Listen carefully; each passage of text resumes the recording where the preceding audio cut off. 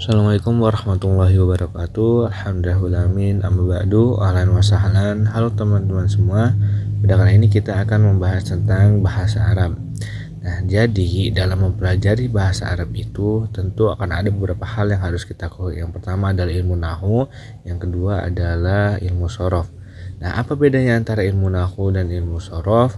Kalau ilmu nahwu yaitu ilmu yang mempelajari tentang perubahan harokat di akhir kalimat atau di akhir kata. Jadi hanya membahas tentang harokat akhirnya saja. Nah, itu namanya ilmu nahwu. Contohnya misalkan kata Muhammadun bisa berubah menjadi Muhammadun, Muhammadan, Muhammadin.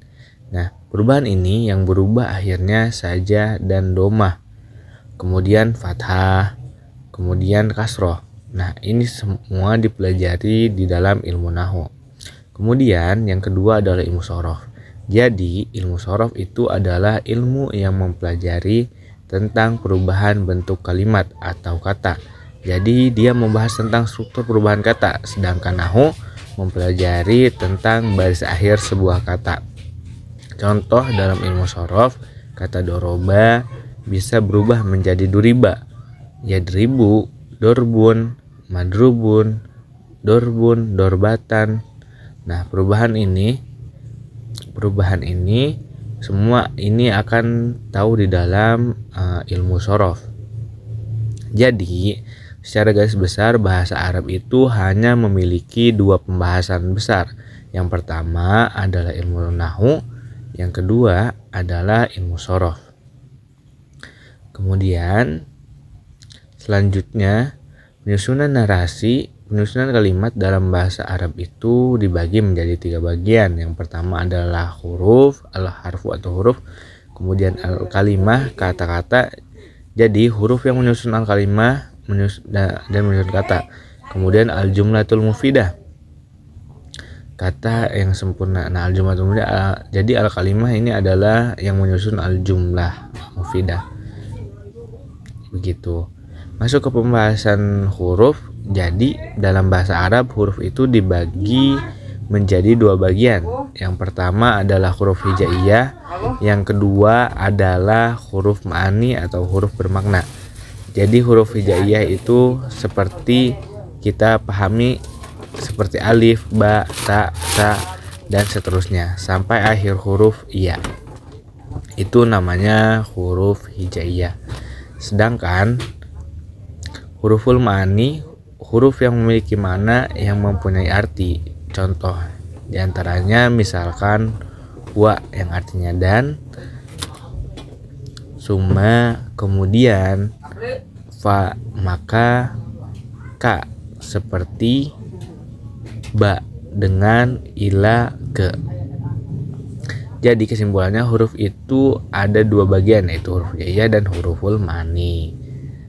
Nah, seperti itu. Huruf ma'ani adalah huruf yang bermakna dan huruf hijaiyah adalah huruf yang kita ketahui. Nah, selanjutnya tentang al-kalimah, yaitu artinya kata. Selanjutnya tentang al-kalimah yang berarti kata. Dalam bahasa Arab, kata dibagi menjadi 3 bagian. Yang pertama adalah fi'lun. Fi'lun ini adalah kata kerja dari yang berhubungan dengan waktu. Maka sering kita dengar ada kata kerja lampau, ada kata kerja yang sedang berlangsung, atau kata kerja perintah. Nah, itu namanya fi'il, kata kerja.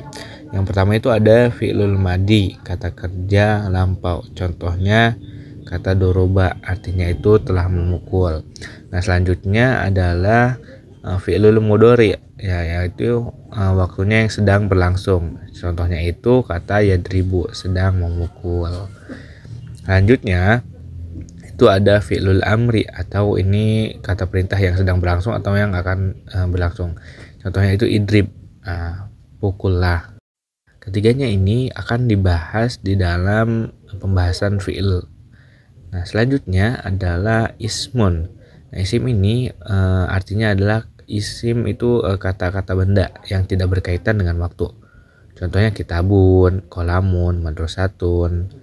Nah, kitabun ini kan artinya buku, kolamun itu artinya pena, madrasatun itu artinya sekolah. Dan ini di masa yang terjadi tetap kitabun.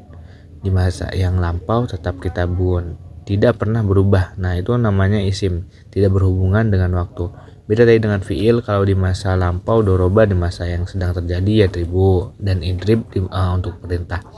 Susunan kalimatnya berubah sesuai dengan waktu yang digunakan. Kalau masa lampau pakai fiil madi, masa sekarang mudhari atau fiil amr, kemudian ya seperti itu. Dan untuk perintahnya itu adalah fiil amr yang tadi ya. Selanjutnya adalah harfun atau huruf.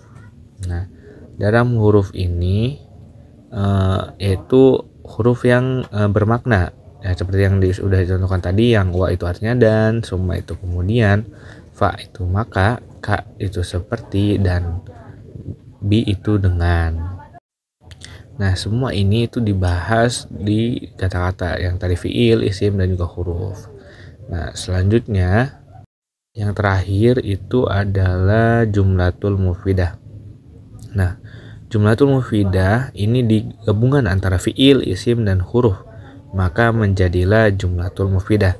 Jadi, secara sederhana jumlatul mufidah adalah kalimat yang sempurna. Contoh jumlatul mufidah, misalkan di sini kata dahaba Muhammadun ila suqi. Dahaba di sini kata kerja atau fiil madi, artinya telah pergi. Muhammadun itu isim, nama Muhammad, ila itu huruf ke artinya, kemudian suq itu pasar, dia juga isim juga. Nah, ini sudah tersusun lengkap, ada kata kerja, kata benda, dan huruf. Maka susunan kalimat ini bisa kita katakan jumlatul mufidah, yaitu kalimat yang sempurna ya. Jadi ini semua adalah gambaran umum tentang pembelajaran bahasa Arab yang kita jelaskan dari awal. Ada yang pertama itu ada sorof, dan yang kedua itu ada ilmu nahwu. Nah, seperti itu. Mungkin hanya itu yang bisa saya sampaikan pada kesempatan ini. Kurang lebihnya mohon maaf. Wabillahi taufiq wal hidayah wal afu minkum. Wassalamualaikum warahmatullahi wabarakatuh.